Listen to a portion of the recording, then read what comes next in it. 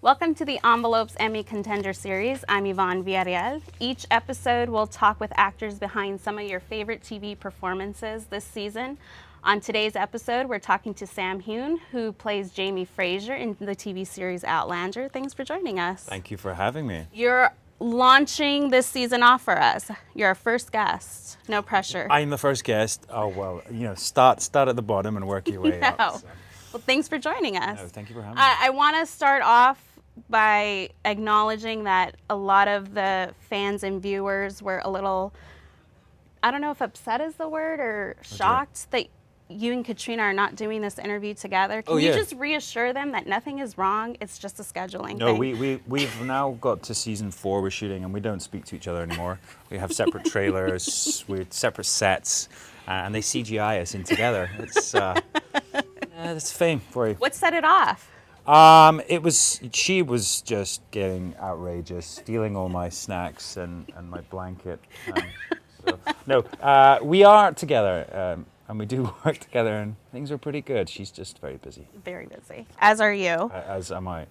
Well, season 3 kicked off with Jamie and Claire 200 years apart. Yes. Jamie sent her on her way to the future with a baby in her belly, and he was sort of resolute in sort of dying by his men in the battlefield. Yeah. Talk about entering that sort of mindset of defeat and acceptance of that. Like you were ready to just have it be done. He obviously sends Claire and his unborn child away to be safe, and he knows that history is told that this battle, the Scots are going to be wiped out. So he goes to die, and actually when we were approaching it with the director, it wasn't a great sadness. Actually, it's like he's actually in control here, and he knows his wife and child will be safe, and so he goes to commit suicide, really, and there's a kind of a release in that. And then on the battlefield, he sees his arch enemy, Blackjack Randall, which is actually for him kind of full circle, and he gets the opportunity to sort of take him with him, that he believes he's going to die, and actually wakes up on the battlefield and has survived. And Jamie, from that point on, really struggles to find a purpose to live, and does not want to be Jamie Fraser anymore. And certainly, the loss of his wife and his child really affects him. And he goes through a real process to eventually find sort of acceptance and then something to live for again. What was it like shooting that battle? There was a moment where Tobias reaches out to you. Was that in the script, or was that not in the script? Yeah, that's a really special moment, and I think if you listen closely, I believe he says Claire.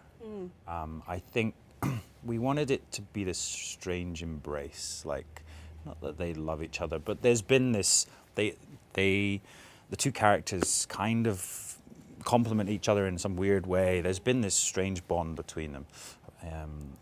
Obviously from season 1 and what happened there. So so they sort of die in this strange embrace, and it's full circle and a new chapter for Jamie as well. But it's big, we say goodbye to some characters that we love, or hate, Blackjack Randall of course, but also the Scottish actors, a lot of the clansmen, and it's very sad, and as Jamie's lying, sort of dying or barely living on the battlefield, and he has to say goodbye to all these different characters that we love, especially Rupert.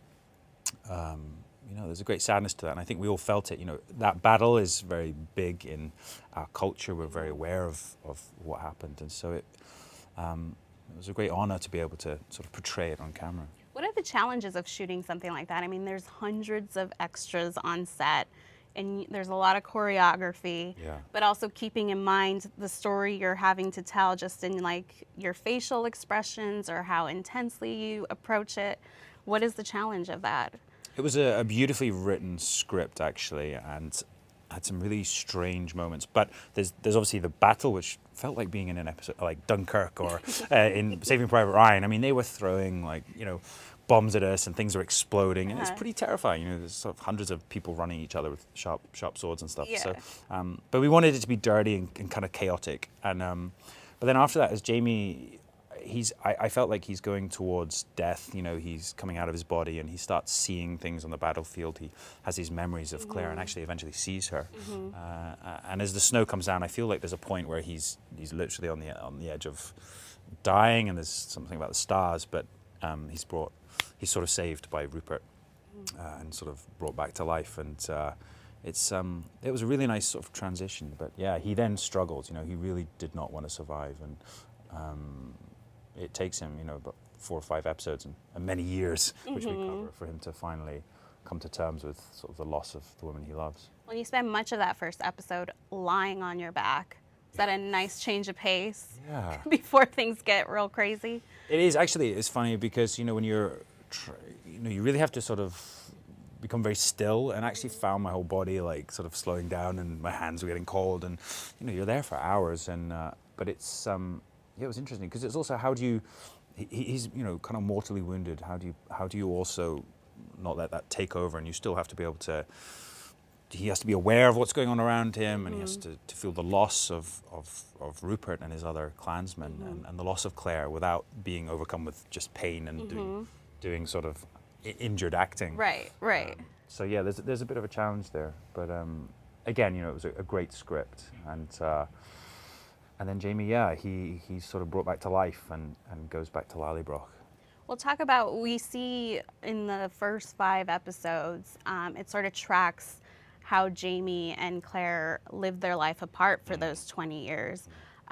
Sort of how did you make of what Jamie's journey was during that time, and did you model it after anything? Yeah, it's, you know, the sort of different stages of grief, really, you know, and he goes through, you know, sort of anger and sadness and sort of eventually all the way through to acceptance. But, you know, each episode was so strong, and he's such a different character. You know, he actually assumes different names each episode. He really is. In the second episode, he's sort of living feral, and he's just sort of completely shut off to his emotions. He can barely speak. We actually looked at the script in that and really cut out a lot of his dialogue. So he really is kind of monosyllabic and just a shell. And then he finds a purpose to live, and that's to at least to sacrifice himself for his extended family. But he's still living in the memory of Claire and living in the shadows. And then when he's in prison, he's kind of happy to be there. You know, he sort of confines himself, almost sends himself off to prison to sort of live out his days in the memory of her, and even goes on this fool's errand, believing that she may still be alive. But that's really the turning point, and the turning point when we meet John Gray as well, where Jamie starts to realize that there may be something else to live for. How was it playing Wild Jamie? Wild Jamie, yeah, the Dunbonnet was, you know, a lot of facial hair, a lot of wigs. But actually, no, it was probably the toughest episode, because he's so sort of catatonic in his grief, and it's so on the surface that, you know, there's even a point where he feels responsible. His actions every time that you see him return to Lallybroch at one point, and he hears a baby scream, and I feel like just anything that happens, he feels responsible for. He's brought this badness to Lallybroch. He brings the redcoats there. He's responsible for the demise of the Scots. He didn't protect his men, so he feels very responsible, and it's pretty sad. And when he does find a moment of comfort in a local lady that comes to him seeking comfort as well, it's kind of it's really sad. You know, they're sort of both looking for just, I don't know, human contact. What were your tweet mentions like when you had that moment of comfort with someone other than Claire? Yeah, well, I expected, you know, people to, you know, the diehard fans to be like, oh my God, what are you doing? But I think, you know, we're following the story, you realize, you know, he's completely alone, and actually, you know, he's trying to conjure up Claire in front of him, and there are a lot of similarities. You know, he closes his eyes, and he's trying to recall her, and I feel like throughout the whole next episode as well, in Ardesmuir Prison, he's he speaks to her a lot, you know. She's there for him, present in his memories, and so that's why he's happy to just survive in this sort of half state. Well, and another side we see of Jamie in season 3 is the fatherly side. Yeah. Obviously, he can't be there to watch Brianna grow up, but he's had a son, William, and we later in the season learn that he's been the stepfather of some girls. So talk about exploring that side of him and how that dimension sort of, helped you with this character in season 3.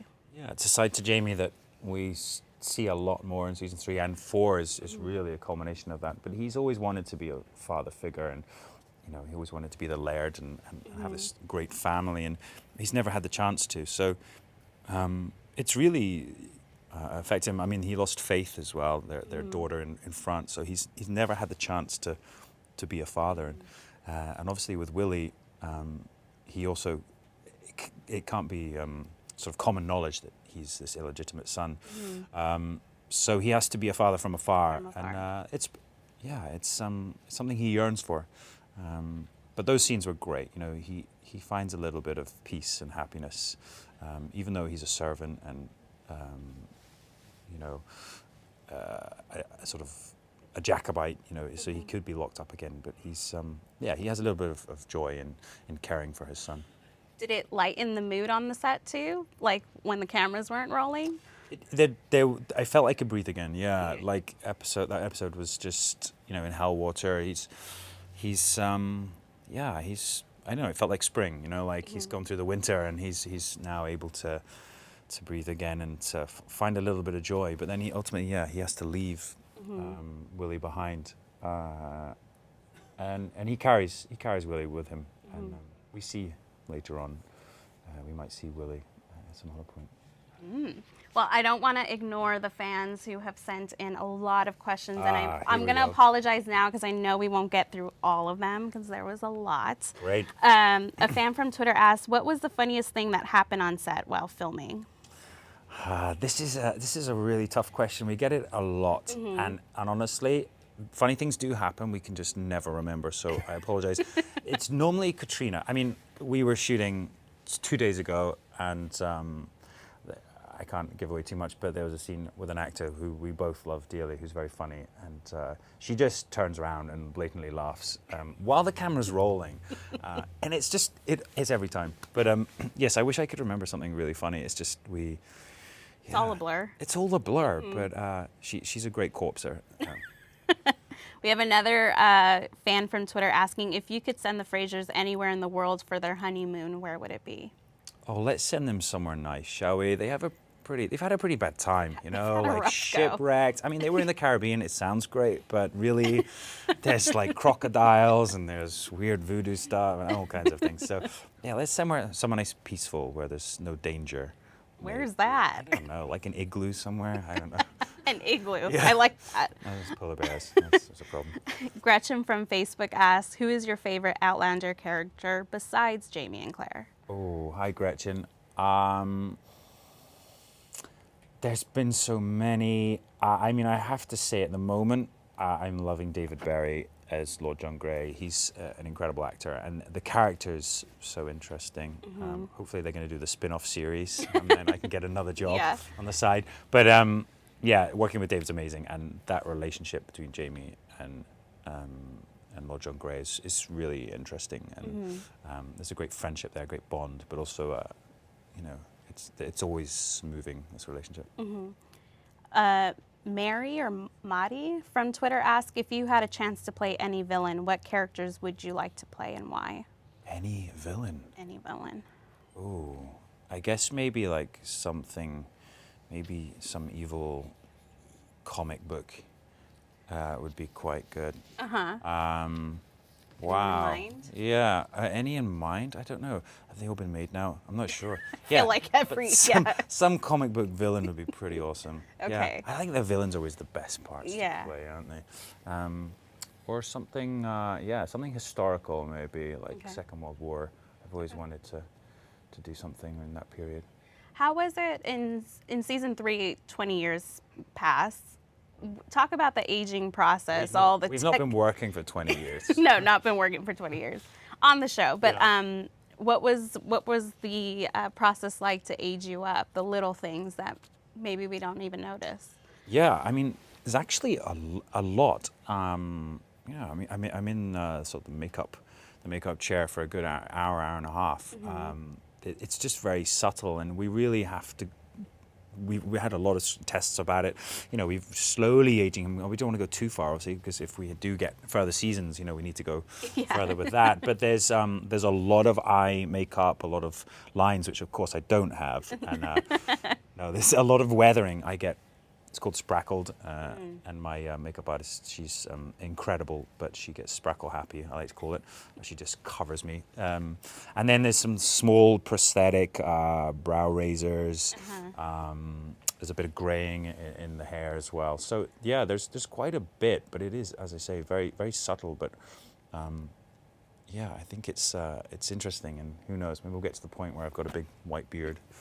Did that affect how you played him at all? Like, I think, you know, we have to. Yeah, well, he has the little glasses too. He does have glasses. Eyesight is going a bit short-sighted anyway, and but yeah, I mean, I think his energy is more grounded, and I think, you know, he's less tempestuous. He's less, you know, in season 1 he would at the drop of a drop of a hat he would sort of fly off the handle, but he's definitely a bit more grown up now. Though, you know, he's still Jamie Fraser, so there's times when he's just Right. yeah.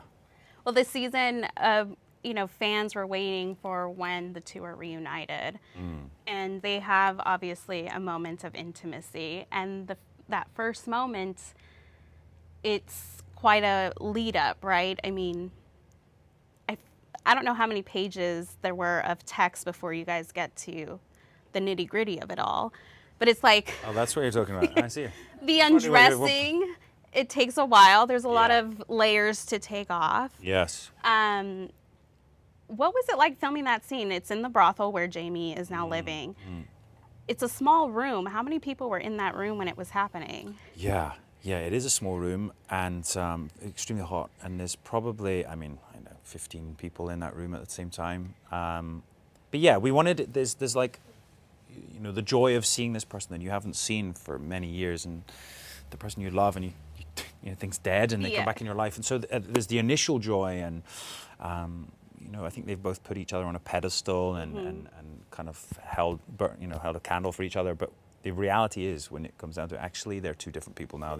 They've aged, they've had different experiences, so that's why we wanted there to be this kind of awkwardness as well. So there's a callback to season 1 and the wedding episode. So there's the untying and the undressing, but there's slight, you know, the bumping of the heads and all that stuff. It's just, and she like covers herself. She covers herself. Yeah, you know, they're not infallible. They're two adults that have grown up without the other person, and actually there's a lot at stake here as well. How has playing this role or playing this romance affected your romantic life? Like, are you now held on this pedestal, or are girls like not, saying... I hope so. I should be. Is it like, well, Jamie would never do that to Claire? Like, do you get any of that, or do you feel any of it internally? Wow. Yeah, I mean, I don't know. I mean, I certainly know that our fans are very invested, and you know, at times, you know, they have certainly. I'm like, he's not Jamie. What are you doing? I know you cut your hair, but. But I feel like you would have to tell your girlfriend not to watch this show. Yeah. Because you don't want her getting ideas of how you should be acting. It's more my mum I need to be worried about. Your mom? Yeah, she sets a very high standard. I don't want her to watch it, to be honest. She keeps asking me for the DVDs. I'm like, I don't think I have them. Oh. How long can you get away with that? I don't know. Yeah. Yeah, she's beginning to realize now, I think, that something's going on. So, yeah. Maybe I'll leave them and leave the country. Give her them and go somewhere. I'm curious, like, you mastered the art of the longing stare really well. Like, you've perfected it. Oh, I have the longing stare? Like, looking longingly at Claire. Claire, or anything I want to eat or something? What I was going to ask, what are you thinking about in those moments? Because it's so good. I'm just waiting for her to stop talking, to be honest. The longing... Well, no, I think that, yeah, there's, you know, that first time in Ep 1, the pilot, you know, where he sees her, and I think in the book, you know, it's obvious, you know, he he falls for her, and I think he still, she catches his breath a lot, and so I try to find those moments. And actually, in a weird way, I think in her he sees his death, kind of. I don't know. There's something. That actually is kind of scary in her, and so I try and find those points, if that makes any sense. I feel like you should teach our camera guys how to do it, because they both have women in their lives that I'm sure would want to see that look. Okay, gentlemen. So, How do you do it? Yeah, just when just think of, like, I don't know, think of what you're gonna have for dinner, and then some guacamole, and some chips, and margarita. There it is. Thank you. Let's get more questions. Lucy from Twitter asks, are you more of a night owl or an early bird?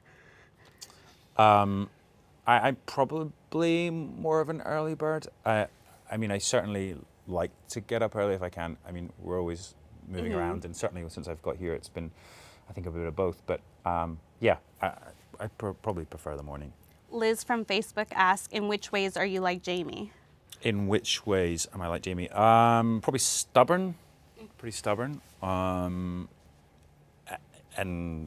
Scottish, and yeah. I mean, yeah, he's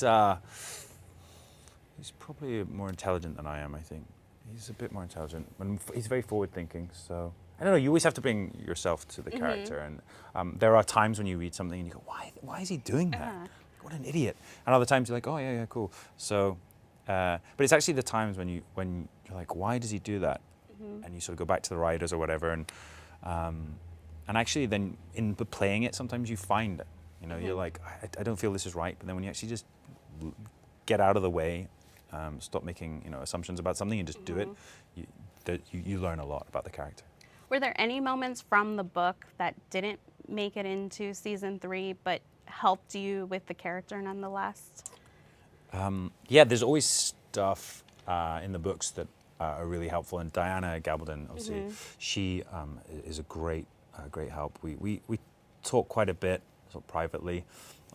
She'll give me some insights or just things I'm asking or questions and stuff. And also, she also gives me her criticism of certain scenes. Like what? Wow. No, it's just funny, like, because she watches everything, which is great. But sometimes, you forget the camera's rolling before and after takes, and maybe we're messing around or whatever, and then she'll comment on something, and she's heard, and you're like, oh God, she heard. She knows everything. She's omnipotent. But she's wonderful. Yeah. I read somewhere that she's written a scene about Jamie traveling in time that only you've seen. Is this true? I mean, I couldn't possibly say if he was traveling time, but what I would say is that she's the Highlander in episode 1 that Frank sees. Well, Meryl said it yesterday, but yes, that's Jamie. Okay. But Diana has shown myself, and I think Meryl and maybe a couple other people's the last chapter or so of the last book. Okay. Or maybe not. How about in the 3rd season, we obviously see that Jamie has spent some of his time becoming a printer. And you actually had to learn that process, right? Yeah. What was that like? Well, it was great because obviously, we spent 5 episodes with him or so, and then we sort of lose him while we go to Claire's story. And then when we come back, he's established himself. He's sort of rebuilt his life. He's now living under another name, Alexander Malcolm, and he's a printer. And he's also on the side, doing a bit of smuggling. He's really got things going on. He's got fingers in pie, so to speak. But yeah, so it was wonderful to sort of create this life. And we had this amazing set by Gary Steele. And to walk onto that, he gives you so much. There's so much detail. But it was wonderful to sort of work out what Jamie's daily routine is, when he goes to work and he goes into the shop and gets the presses ready. And yeah, I had some training in how to use the press, and actually felt very confident. So they just shot me printing some stuff one day, and that's all the title cards for that episode. But it's good. It's interesting to see who he's become now, and he's sort of he's a bit of all the characters he's been. You know, he's still Jamie Fraser, but you know, he's a smuggler, and he has many different sides going on, and he's had a life. You know, he's living in a brothel. There are other relationships there, or hints of them, but it makes it makes the moment when Claire does come back into his life even bigger. That she really, yet again, you know, throws his life upside down.